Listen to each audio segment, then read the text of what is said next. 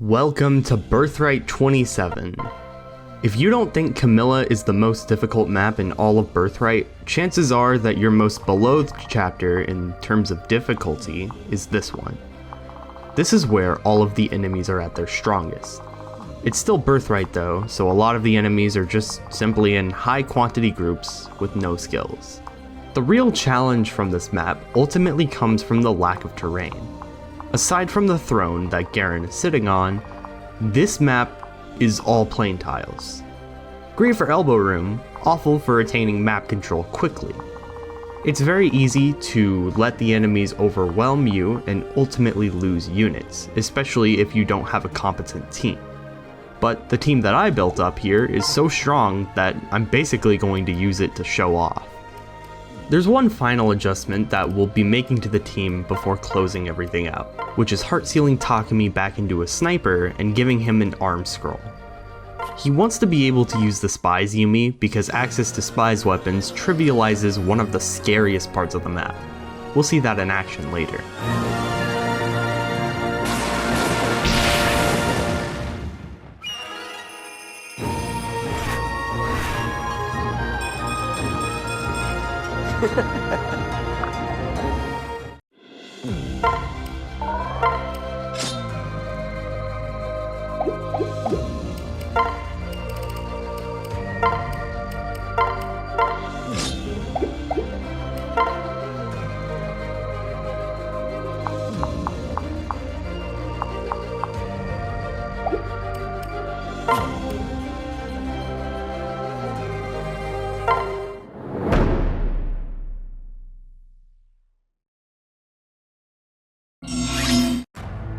Before doing anything, Shigure gives rally defense and rally speed to as many people as possible. It's pretty much routine at this point. Our first combat action will be having our three mages take out the generals to our immediate north. They don't have Wary Fighter, so meeting the threshold to kill them before they actually become threats is pretty trivial. These enemies do become a lot scarier if your only method of dealing with them is the hammer or the armor slayer though, especially since they don't start with their spears equipped. What usually happens then is you get damaged in combat with the generals on player phase and are left for easy pickings for the berserkers or great knights.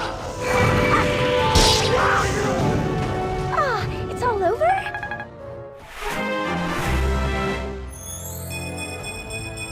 Let's play!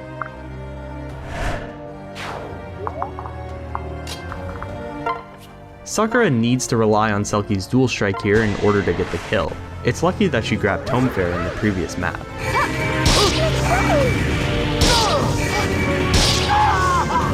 Rest in peace.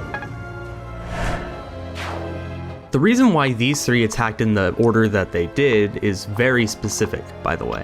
Because Selkie is in the center, she can only be targeted by two Great Knights with spears. Thanks to the Calamity Gate, my frailest of these three units are safe. The other two are kept safe by Rajat being a glass cannon with Vantage and Sakura being actually invincible. Korin is also going to take someone out on player phase, but he first needs some help from Azura to reach there. He's going to fight off the berserkers because thanks to the combination of Axe Breaker, his good speed, the 10 avoid from the Blazing Yato, and rally speed, he has perfect avoid rates on the berserkers on both phases.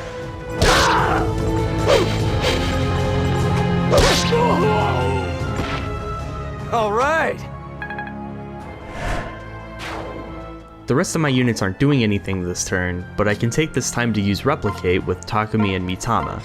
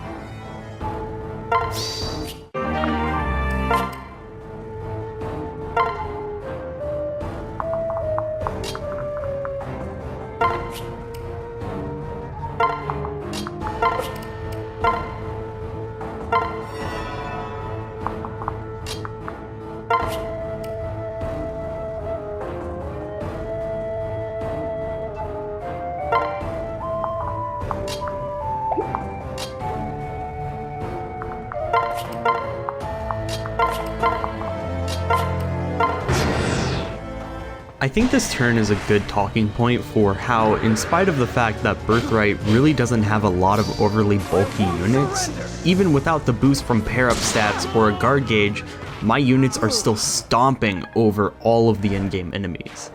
Your actual defense stat doesn't really matter. As long as you can engineer ways to deter the enemies away from attacking your frailer units on enemy phase, it's gonna be fine. Anyways, all of that to say, I fucking love Fates. I did it!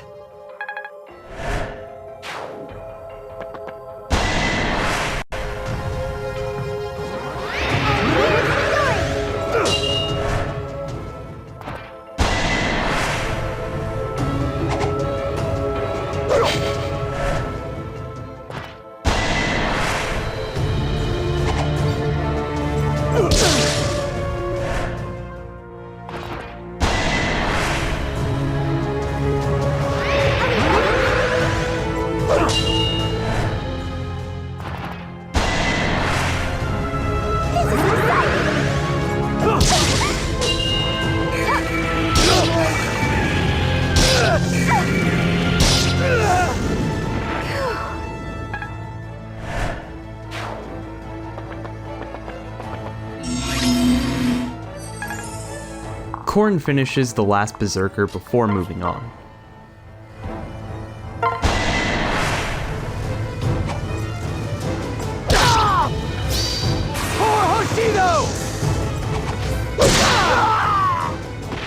Sorry! Rajat attacks the Great Knight near Corrin. This risks getting hit and being put into vantage range, which is avoidable if I give Kana a strength tonic. But remember that Rajat is near invincible when vantage is up. Dodging everything is good, but there's an argument for saying that she actually wants to get hit here. How strange. Now that Rajat is in place, Kana can use her dual strike to kill the other Great Knight. I won't. This is for you. You won't stop me.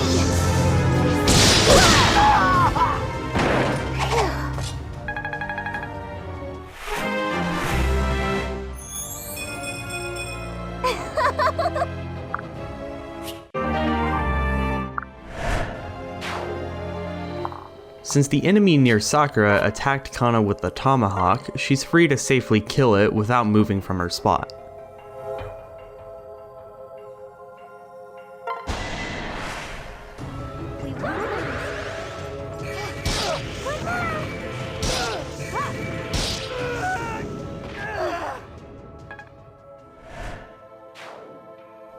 Selkie is now able to take the horse spirit away from Sakura so she can double a hero as well.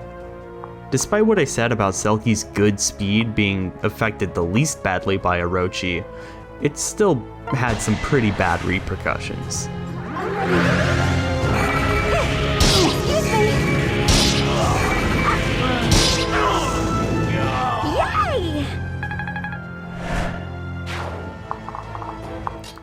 Ryoma attacks the Great Knight for chip damage. I actually do this backwards because I originally was supposed to have Takumi deal chip damage with the Spies Yumi first.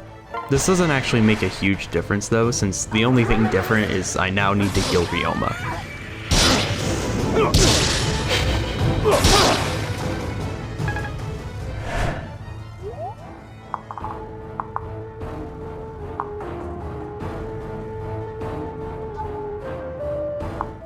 Dwyer moves out of the way to let Azura sing to Ryoma from the south, since he'll take out the hero that Dwyer doesn't chip down.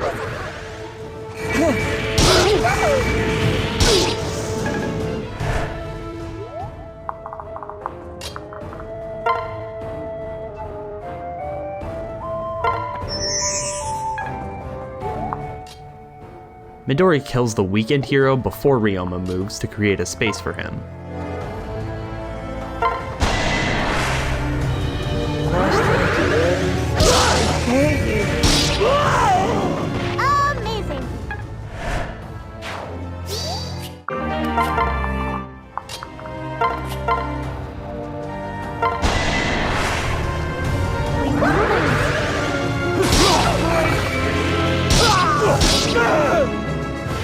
My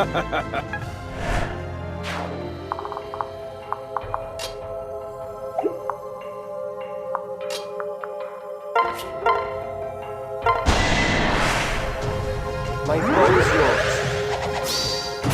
Die already!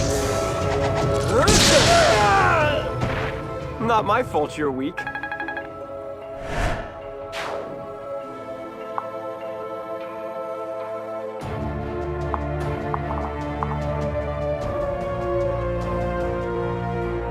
Mitama goes in range of the group of Bow Knights on the right side of the map, where she'll be working with the help of her other self, Takumi, Yukimura, and Ryoma.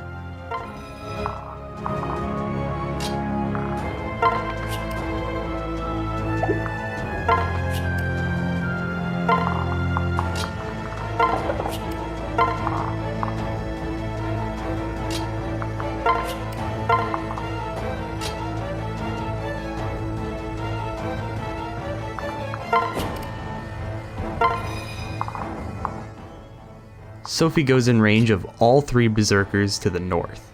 She has perfect avoid against all of them, barring the one that has Shuriken Breaker. There's only a small chance of the enemy critting her though, so it's okay.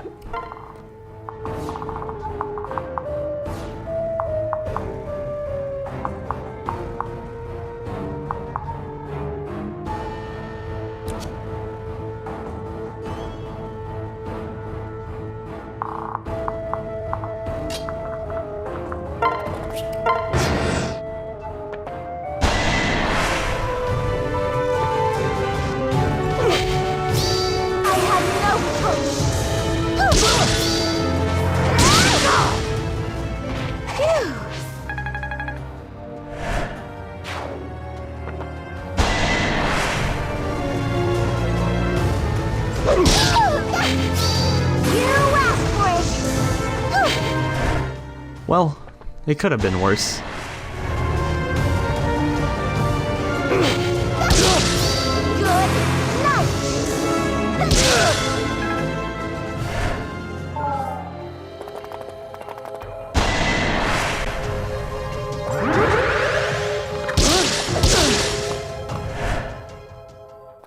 You may think that Mitama takes a lot of damage and be kinda confused as to why I think she's such a good unit. But remember that she basically has innate renewal on recruitment, so she's actually deceptively bulky if you know how to use her right.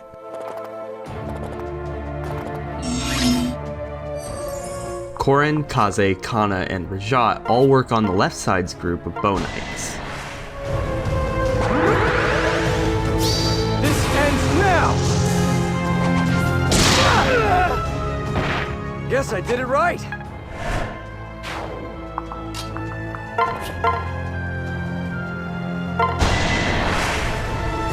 We've got this.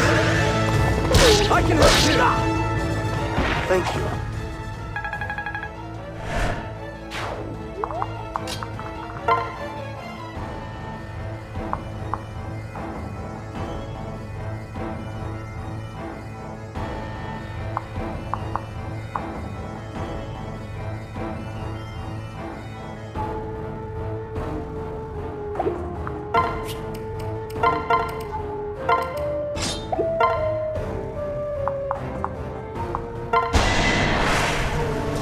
No hesitation. I'm here. Sorry.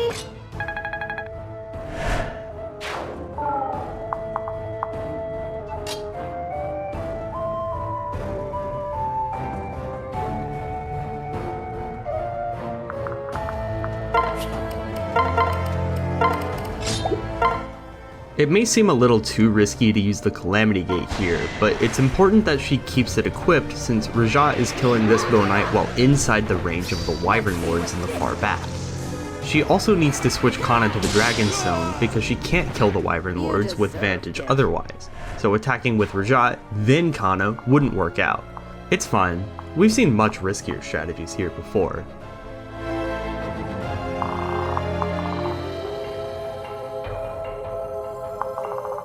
On the right, there's another group of Bow Knights that we need to take out. One of the Mitamas can take care of the first one.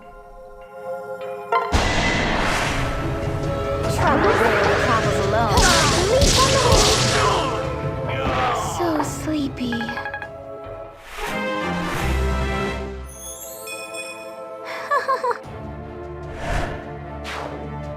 Takumi can then use Mitama's dual strike to weaken the other Bow Knight. I will be your support. Oh, that's it! Or just kill it, I guess. That was easy. Takumi was weakening the Bow Knight for Yukimura, who wanted to attack with a bow in order to stay in the spear range of the Wyvern Lords at the top of their side as well. That'll allow for a very quick and easy kill on enemy phase. Ryoma kills the final Bow Knight, needing the help from other units' dual strikes because Paladin Ryoma is slow.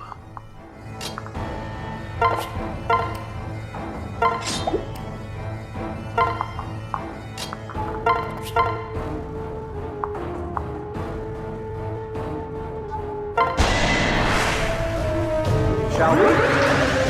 You have freed your land! We're done here.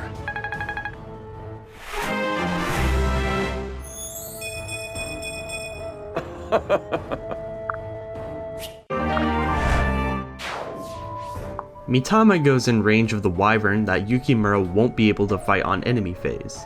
That'll get that entire side dealt with on this turn, barring the Dark Knights.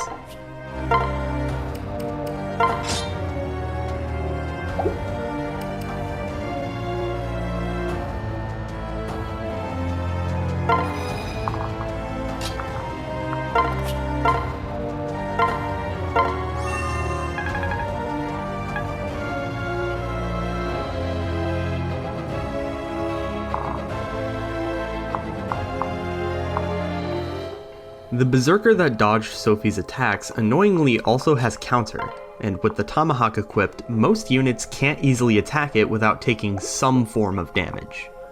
Hinoka can at least take out the other Berserker, since one-shotting an enemy negates the effects of counter.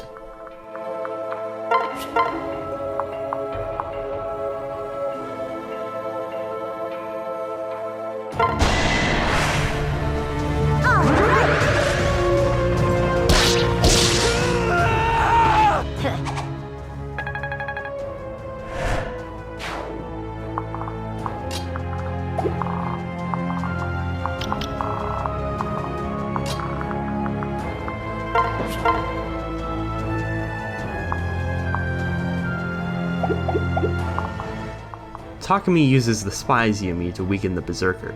He is the one exception to being unable to safely attack a counter Tomahawk Berserker.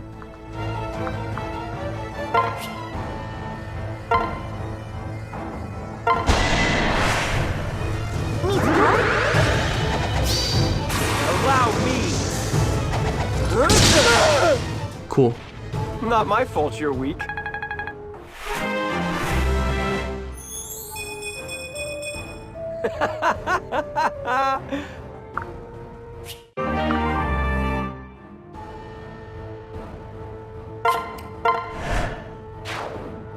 Takumi does need to be at the very least 2 tiles north of Hinoka this turn to set up his movement for the next one, so Azura sings to him in order to get there.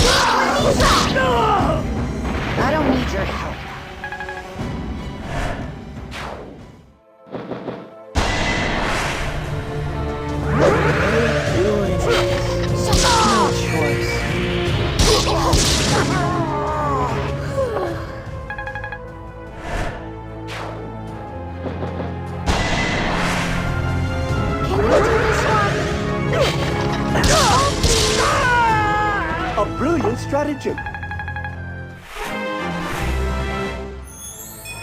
I am humbled.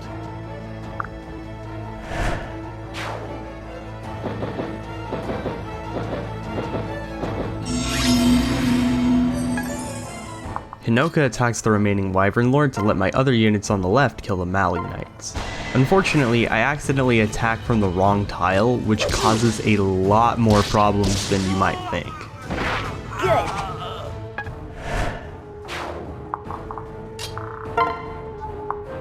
Surely he won't get hit, right? You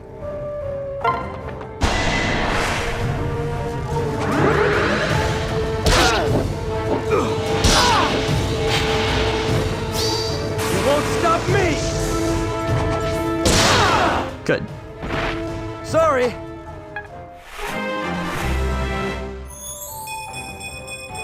You'll be alright.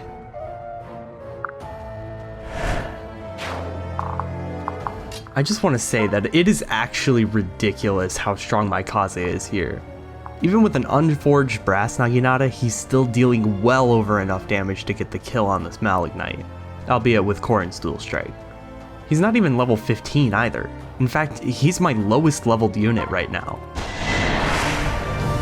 I'm with you. This is my chance.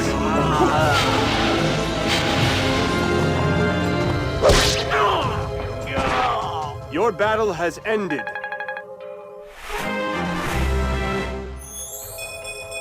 Remain calm.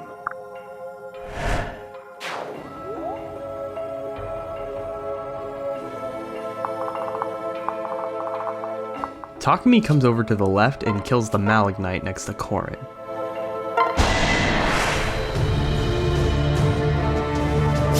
I hate to do this.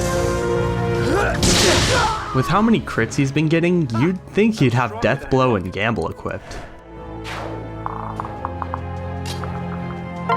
Anyways, now it's time to talk about the problem. Hinoka needed to attack from the north of the Wyvern she killed instead of the right, because that would let her reach the spot above Kaze, and it would allow her to perform a maneuver that keeps everyone safe and kills all the Malignites by next turn. Because that's impossible now, I need to quickly come up with a way to still keep everyone safe despite the fatal error I just made. In particular, I now need to keep Korin and Azura safe. What? Part of doing that is having Hinoka still attack one of the Malignites to put it into healing range. That's going to deter it from attacking anyone on this turn. I do almost actually achieve true safety, but since I'm trying to play relatively quickly to not make the video even longer than it already is, there is one mistake I accidentally make while trying to keep everyone safe. That mistake will be apparent shortly.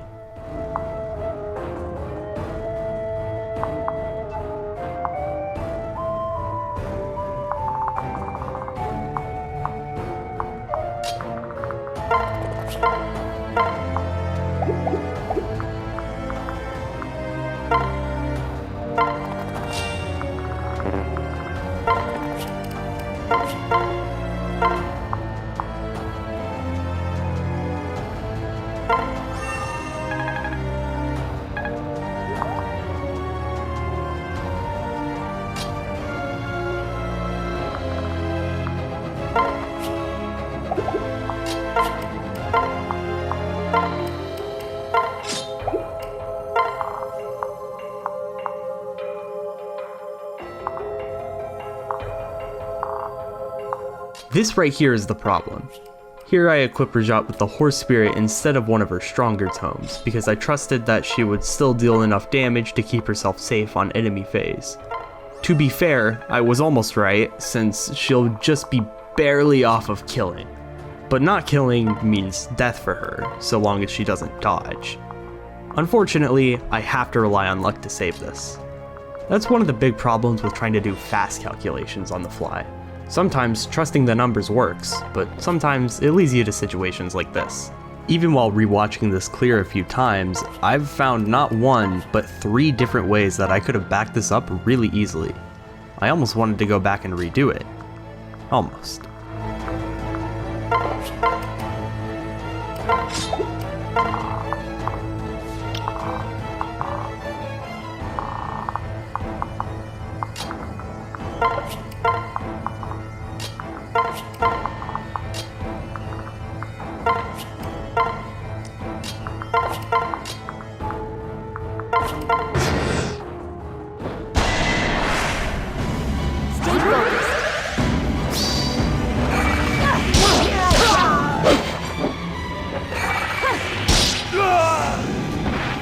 No harm, no foul.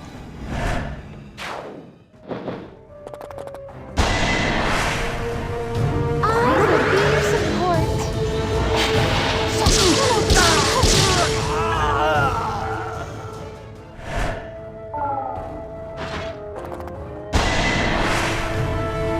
Got it. So easy. Thank you.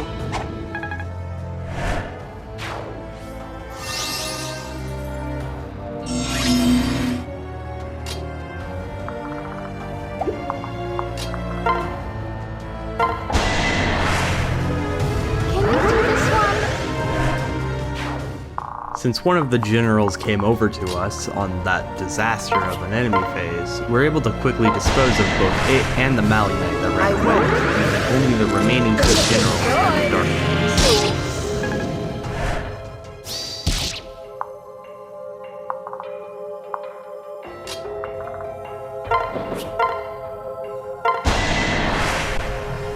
I'll back you up.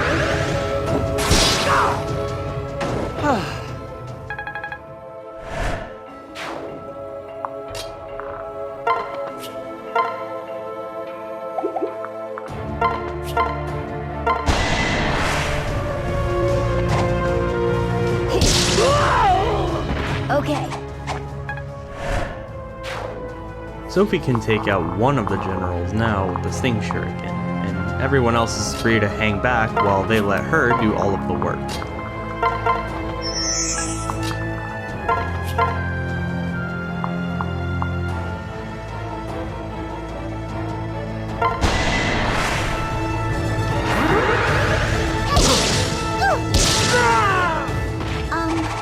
Well thought.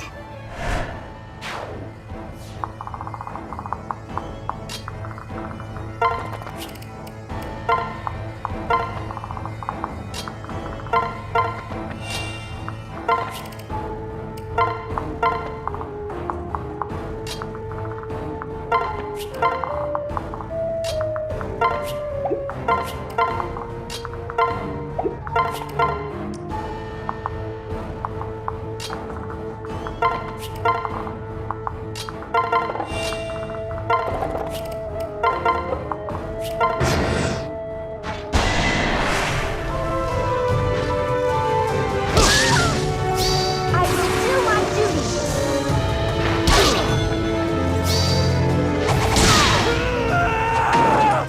Phew.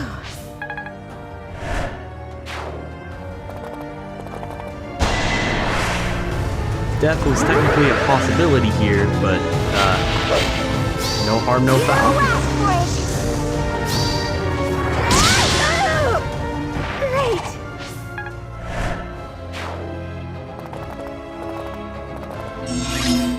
Since my units are mostly far away from the Dark Knights, I once again have Takumi use the Spy's Yumi to help out.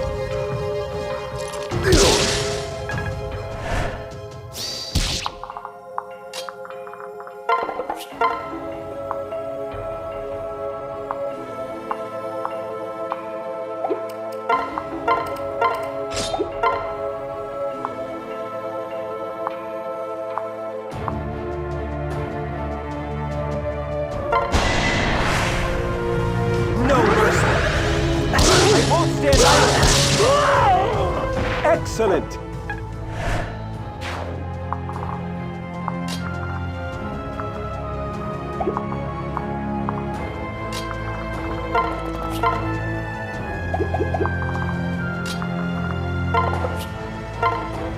It's truly unfortunate that there is no way to get a Hunter's Knight in Birthright. It kinda makes Dark Knights a particularly annoying enemy. In Conquest or Revelation, Mitama would be able to one-round the guy.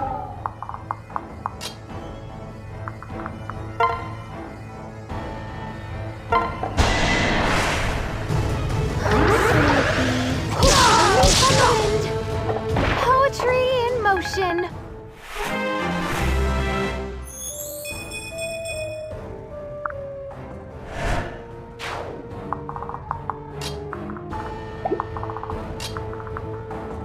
Ryoma with any dual strike can thankfully solo a unit, but first he needs to be healed.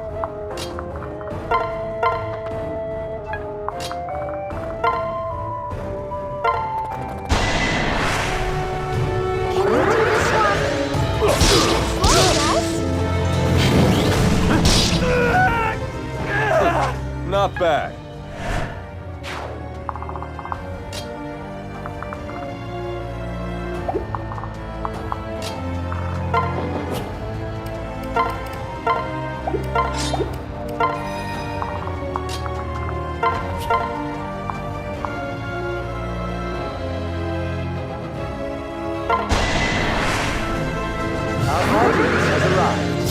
I will do my duty. No rest for you!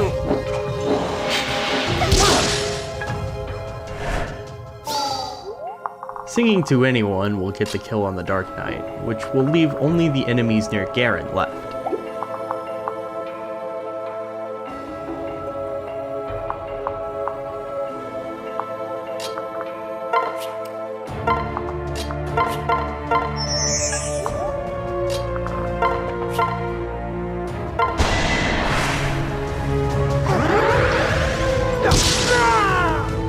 Guess I did it right!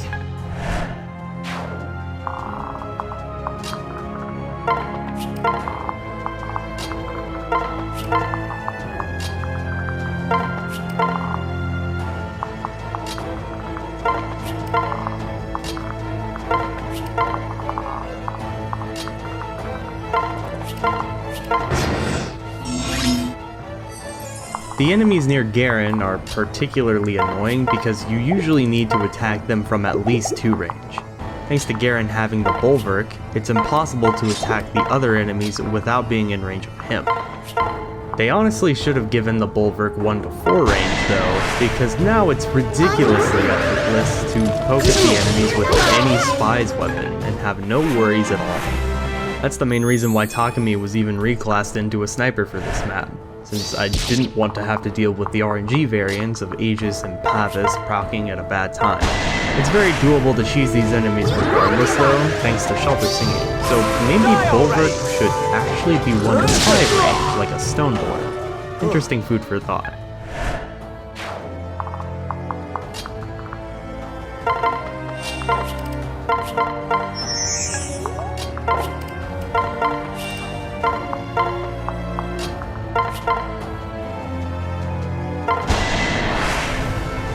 I am at your service.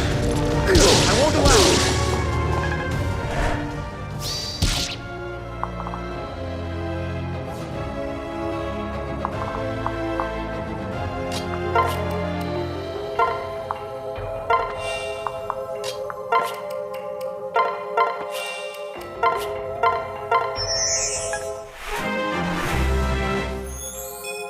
Oh,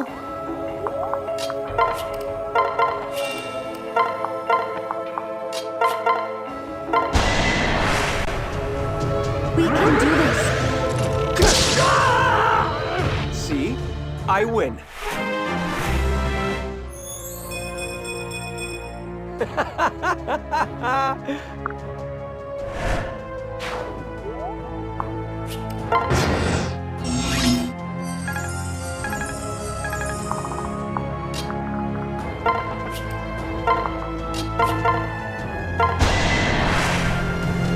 I'll protect you. When you try.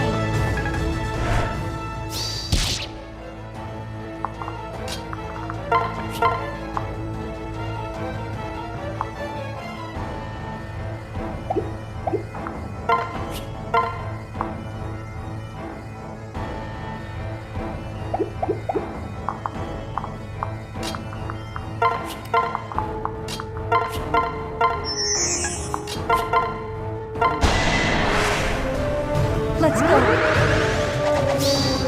Allow me. Good. For Garen, there are countless ways we could deal with him. Since I can, Takumi leads off holding the brass Yumi to fight him on enemy phase.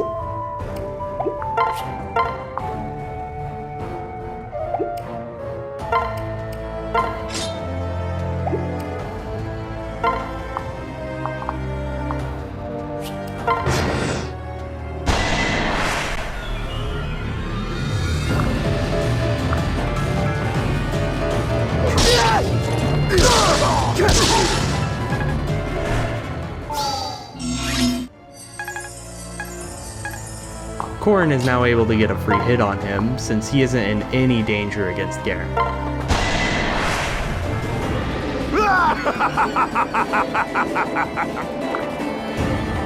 This is my chance. Keep it together. Let me get started.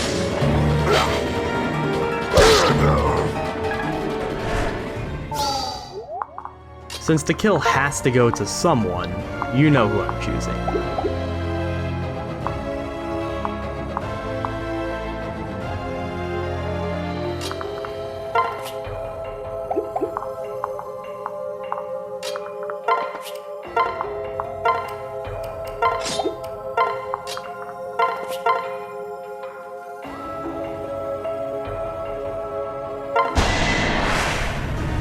Here I am.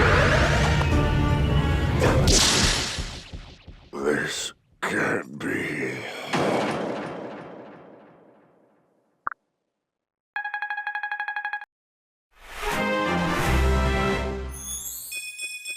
Remain calm.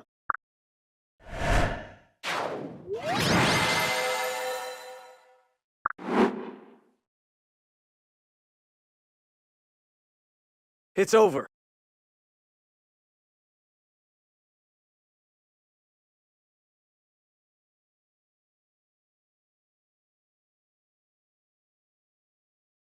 Birthright's endgame is by far the easiest of the entire game of Fates, but it's simultaneously the hardest. There are 4 dragon veins that Garen can use that makes a massive chunk of the map constantly deal life-stealing damage to all units. Ignoring Garen and just letting him do his thing will eventually lead to your unit's demise, as the entire map will deal constant damage to you. There are also infinite reinforcements on Lunatic that come from the sigils on the map. Instead of dealing with that, you can just kill Garen on turn 1 though. Just like Takumi in Conquest, if you've built any super unit, then you can just kill it with one action straight up. But since you spawn so close to Garen, you don't even really need one specific unit that does all of the work. We'll be seeing that method in action here. To do this safely and without deaths, it's easiest to get this done in a single turn, which requires a little bit of extra prep work. In particular, I'm giving Ryoma the Armor Slayer, as well as deploying Hisame to get access to the swap command.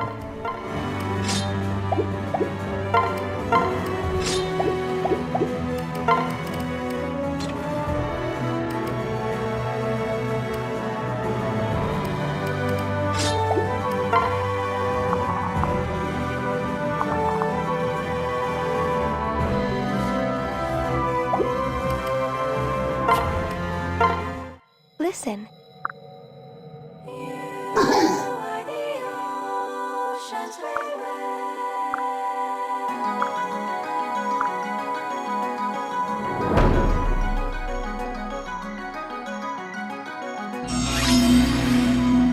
Step 1 is to have Shigure rally for everyone.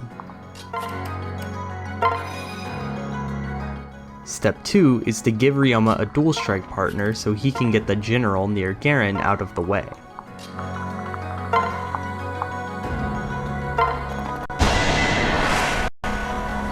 Be careful. Don't come any closer.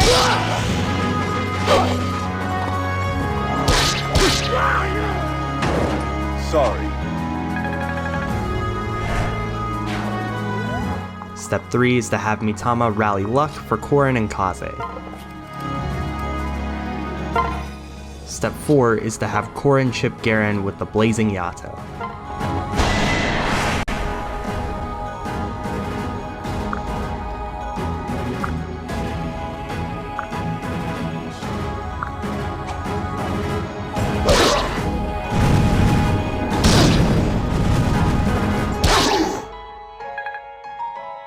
Step 5 is you swap on Hinoka.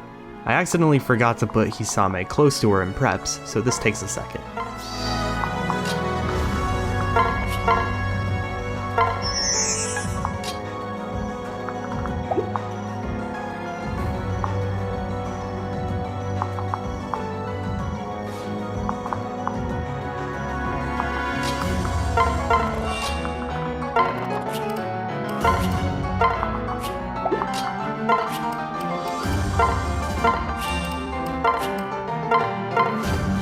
Step 6 is to have Hinoka use Korin's Dual Strike for more damage on Garen. Ready for this?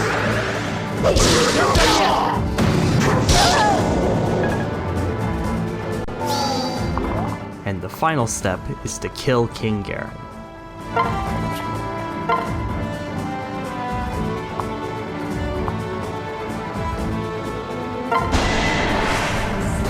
I believe it. This can't be.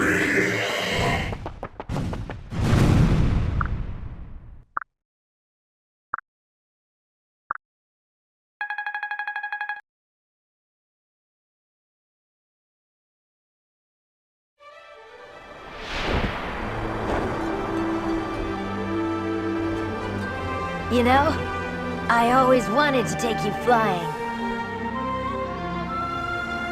Hello, hello! How's the view up there? Hey! Don't fall now. Careful.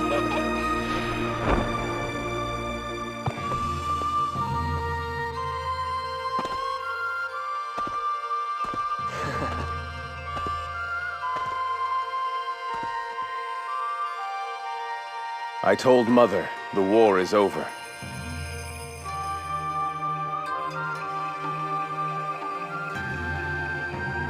You stood for peace. Always. We carry on your legacy. Yes. Yeah.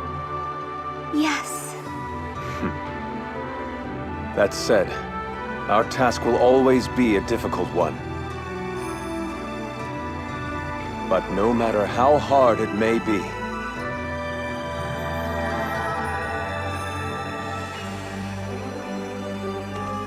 we will succeed with you at our side.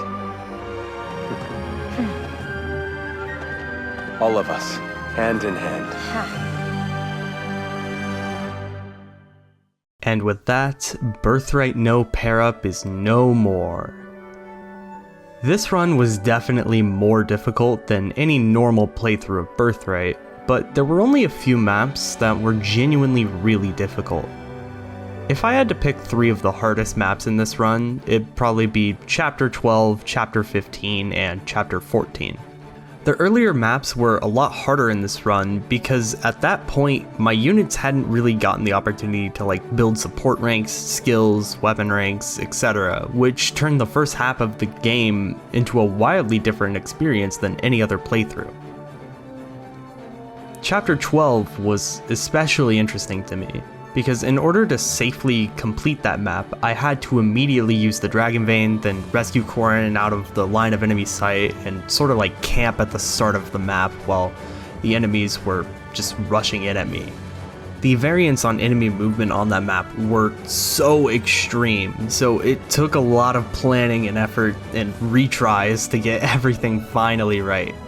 For a frame of reference, it takes about a day-ish to fully plan and record most maps, but that one took a full week of playing to finally get it right. Killing Garen for that awesome 300 plus turn count was really funny though, and I really enjoyed playing that map overall. It's probably one of the best videos for this run. In the rules of this run, it required basically every unit to be used for at minimum until they got married. A lot of units kind of ride on the idea of getting stats and guard gauge from pair-up though, which made a lot of them much worse than they normally would be.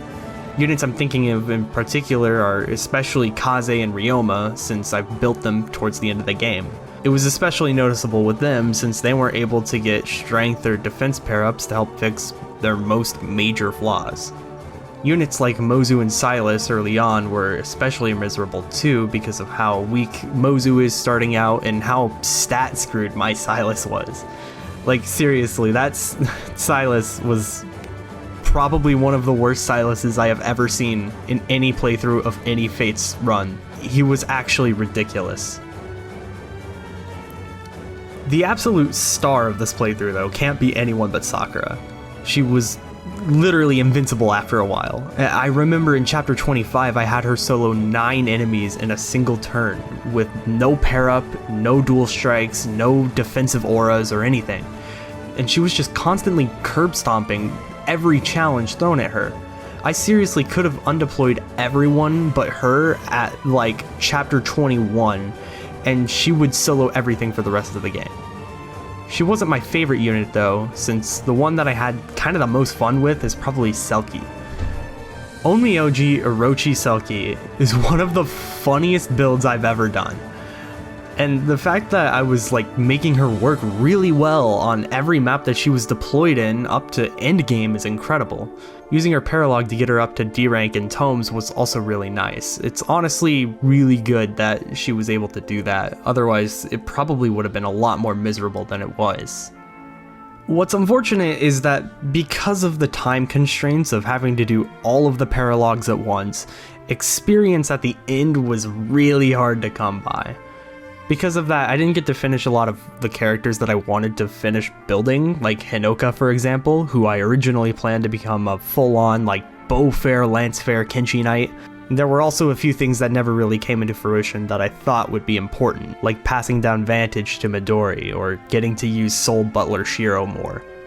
I also originally planned on having units use their marriage and friendship options more. For example, if I did stick with Shiro, he would have eventually become a ninja with Asugi's friendship, because it sounded really funny to do that. But they were honestly kind of too bad, so I didn't really want to deal with having to deploy them for any longer than I had to. So once they got married, I kind of just dropped them. Some builds I'm surprised worked out very well though. I had Korin marry Mitama this run to do a really memey renewal Dragonstone build with Kana, which ended up being a lot better than I expected it to, and it made getting Kana married at the end a lot easier than I thought it would be.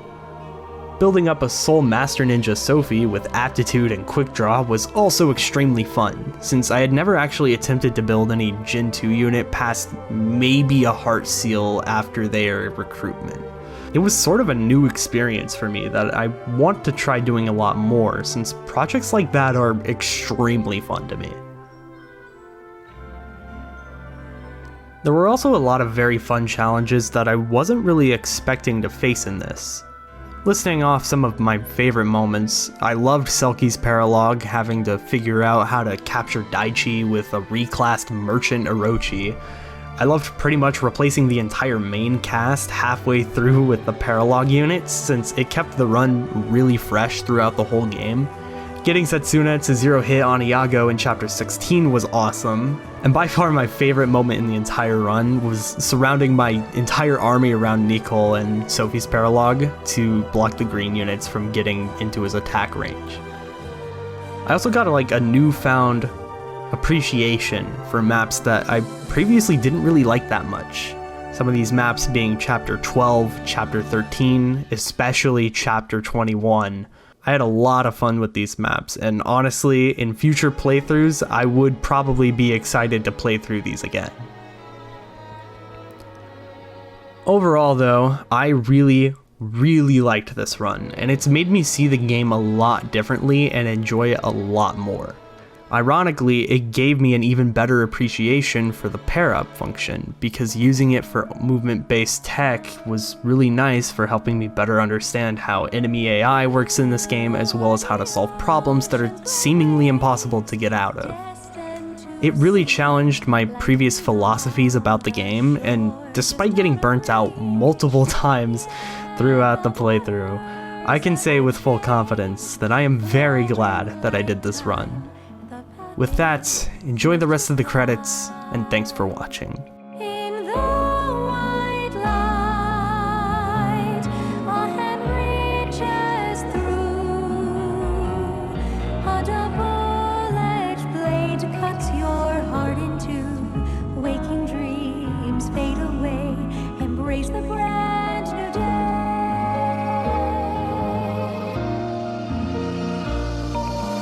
Sing with me a song of birthrights and love. The light scatters to the sky above. Dawn breaks through the gloom, white as a bow, lost in thoughts all alone.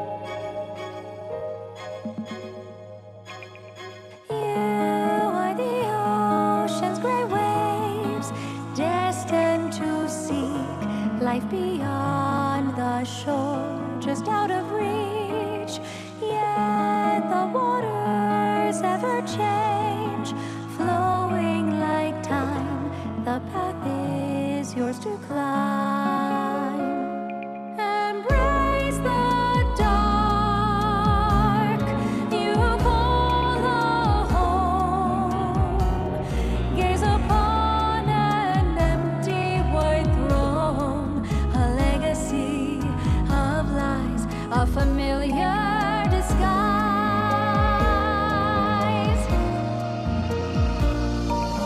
Sing with me a song of conquest and fate. The black wither cracks beneath its weight.